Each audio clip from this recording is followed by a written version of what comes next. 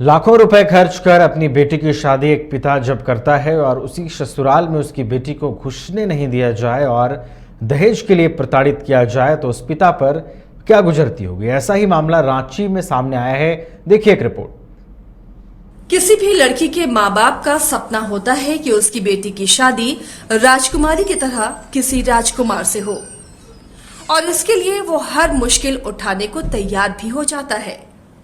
लेकिन जब इतने अरमान लिए बेटी को शादी के बाद विदा करता है और कुछ ही महीनों के बाद उसकी बेटी खून के आंसू रोने लगे तो सोचिए उस माँ बाप पर क्या गुजरती होगी।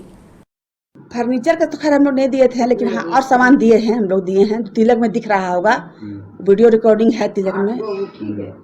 हम लोग अंगूठी भी दिए हैं सर, 8 अंगूठी दिए हैं, उसका हीरा का अंगूठी दिए हैं, सोना के 1,25,000 का चैन दिए हैं सर उसको। जब भी आता था उसको हमेशा एक चांदी का सिक्का हम उसको गोड़ लगाए में हम उसको देते थे सर। 16, 17, 18, 20 सिक्का उसके पास में होगा सर कि हमारा एक दामाद है कहकर। हम कहते हैं सर हम क्यों बेटी के हम उससे शादी किए, तो वो कहता है कि बहुत मेरी बेटी का डिमांड है। आपने खुले आम जो मेरी बेटी थी आपसे बातचीत हुई, मैं ऐसी रहती हूँ, मैं ऐसे खाती हूँ, आप तो फेसबुक देखें ये कैसी टाइप की लड़की है, तब ना आप शादी किए थे।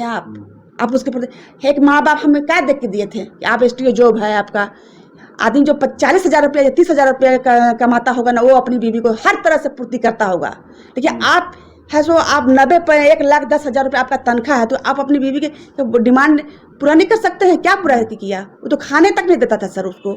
हमारे यहाँ से खाना जाता था सर उसके साथ में। राजधानी रांची के पंडरा में रहने वाले बिजली विभाग के SDO सचिन गुप्ता की साक्षी के साथ 28 अप्रैल 2022 को धूमधाम से शादी हुई थी। लेकिन शादी के कुछ दिन बीत जाने के बाद ही बात इतनी बढ़ गई कि दोनों तरफ से मामला कोर्ट तक पहुंच गया। साक्षी गुप्ता ने अपने SDO पति और सास ससुर पर दहेज प्रताड़ना का आरोप लगाया है। साक्षी ने बताया कि मोटी रकम SDO परिवार ने शादी में दहेज के रूप में ली, जिसमें से 4 लाख रुपए बाकी रह गए थे। अब उस रकम की मांग को लेकर इस कदर इसे प्रताड़ित किया जाने लगा कि इसे मेंटल तक घोषित कर दिया गया। टॉर्चर की ये कहानी खुद सुनिए साक्षी की जुबानी। मांग तो सर पैसे का ही हमेशा कि मैं फाइनेंशियली प्रॉब्लम है, पापा से मांगो, भैया से मांगो, बुआ से मांगो। हमेशा मेरे हस्बैंड कहते थे, मेरे ससुर कहते थे कि जो बचा हुआ पैसा है, मेरे हस्बैंड को कहते थे कि जो बचा हुआ पैसा है वो मांगो, फाइनेंशियली प्रॉब्लम है, इसको देना है, उसको देना है। ये सब बहाने से मुझसे पैसा मांगा जाता था। अब ये लोग मुकर रहे हैं तो आप कृपया, मैं तो यही बोलूँगी कि मेरे फैमिली जो मेरे रिलेटिव से, जो मेरे मोहल्ले वाले हैं, एक आदमी झूठ बोल सकता है, 1000 आदमी झूठ नहीं बोल सकता है। अब जिला प्रशासन से क्या गुहार लगाना चाहिए? मैं जिला प्रशासन से यही चाहती हूँ कि जो ये अपना गवर्नमेंट जॉब का ये लोग फ़ायदा उठा रहे हैं, कृपया उसे बंद करें और मेरे साथ इंसाफ करें।